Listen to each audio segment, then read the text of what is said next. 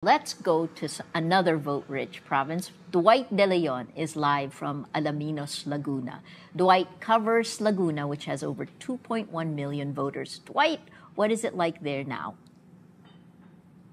Yes, Maria, nandito tayo ngayon sa Alaminos, Laguna, specifically sa San Agustin Elementary School. We're actually on our way to San Pablo, Laguna to cover yung pagboto ng isa sa mga kandidato sa pagkagobernador. Pero nag-stop over muna tayo dito sa Alaminos to check yung status ng botohan dito sa isa sa mga bayan ng Laguna. As you can see sa aking likuran, medyo marami na rin yung mga taong nakapila. 7 a.m. din nagbukas yung botohan for the general public here. Although as reported na rin kanina dito sa ating programa, yung mga senior citizens, yung mga persons with disability, yung mga pregnant women, they were given the opportunity to vote earlier than 7 a.m. Again, this is an important election.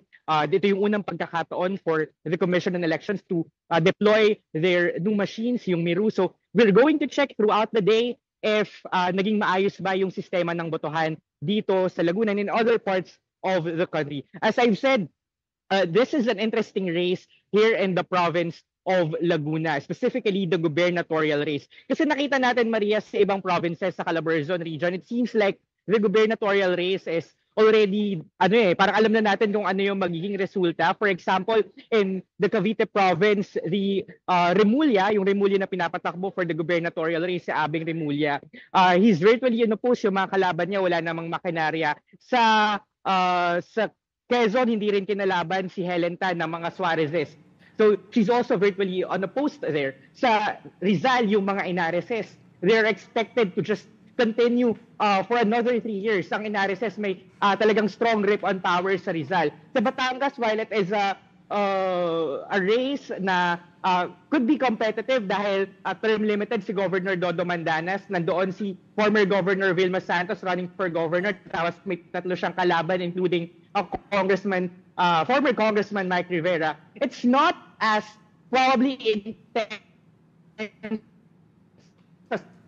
here in Laguna, where the 4 gubernatorial aspirants of the province, nandito sina former Congresswoman and broadcaster Sol Aragones seeking the gubernatorial post for the second time. She ran for governor for the first time in 2022, but she garnered only 600,000 votes as opposed to her opponent, yung gobernador na si Ramil Hernandez, running for a third term back in 2022, who secured 800, more than she was able to prove in the 2022 election that she can garner significant support for a gubernatorial campaign, although she fell short. May tatlo siyang kalaban for the gubernatorial race. Si Ruth Hernandez, she is the wife of the term-limited governor. She has been a fixture in Calamba. Her political career started in the 1990s. She was a councilor there, and then she eventually became a congresswoman. And she's hoping to be the continuity candidate, or she's a continuity candidate. She's hoping to continue the Hernandez's rule in the capital. Ang kasalukuyang gobernador kasi si Governor Ramil, he has been in power since 2014. So he has exhausted his 3 terms. So it's a time for a change of leadership in the province of Laguna. So it would depend kung sa mga taong bayan dito, kung iluluklok ba nila sa Kapitolyo ay isa na namang Hernandez. Aside from the 2, tumatakbo rin sa pagkagobernador si Congressman Dan Fernandez ng Santa Rosa. Kilala natin recently si Congressman Dan for his role in the Quad Committee hearing. So yun yung nagpa-boost ng kanyang profile, especially at the national level. And completing the 4-way race, although I think nasa 6 o yung nasa 7 yung pangalan sa balota for governor, yung pang-apat na kandidato is si Vice Governor Karen Agapay, who has been Governor Ramil's running mate for the last 3 election cycles. Although for the 2025 elections, they parted ways. Siyempre, ang sinuportahan ni Governor Ramil ay yung kanyang asawa at hindi si Vice Governor Karen Agapay. Yung tatlong kandidato, si Congresswoman Ruth, si Congressman Dan at si Vice Governor Karen Agapay, they are being carried by major national political parties, namely Lakas, CMD, National Unity Party, and Partido Federal ng Pilipinas. Well, Sol Aragones is being carried by her own national political party that was just formed in the past 1 or 2 years. Ang pangalan is Akay or Akay ni Sol.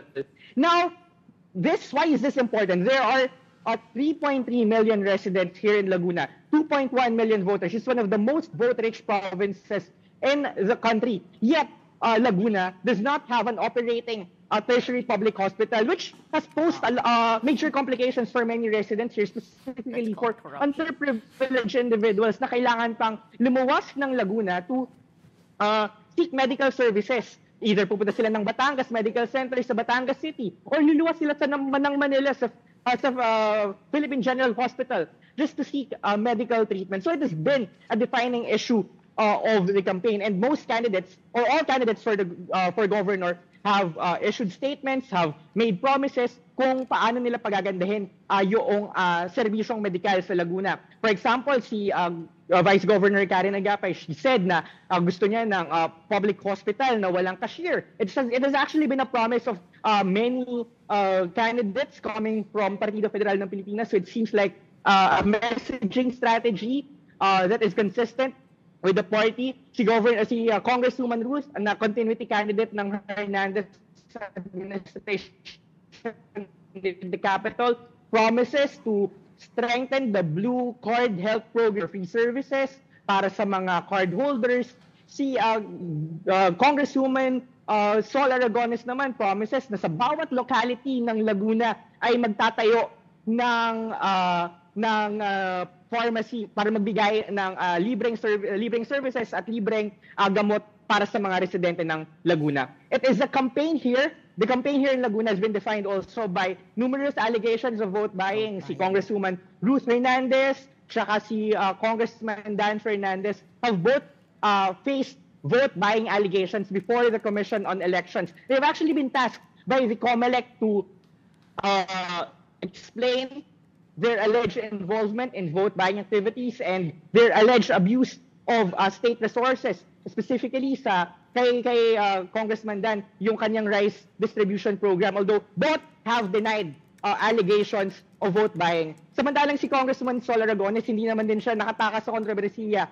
In her final rally, one of her final rallies before the elections, she held this grand meeting de avance where she endorsed for the Senate, for Senator, Congressman Rodante Marcoleta. And if you know the context, Congressman Marcoleta was among the architects of the shutdown of ABS-CBN back in 2020. And si Sol Aragones, she's been associated with ABS-CBN. It was her former employer before she became a politician. Ito yung naging rason niya para mag-build ng kanyang national profile. Kung kaya yung kanyang pag-endorso kay Marcoleta ay syempre nakasakit sa puso ng maraming empleyado ng ABS-CBN. Specifically, we saw former ABS-CBN news chief Jing Reyes speaking out saying na parang yung sugat pala didn't run deep for some people.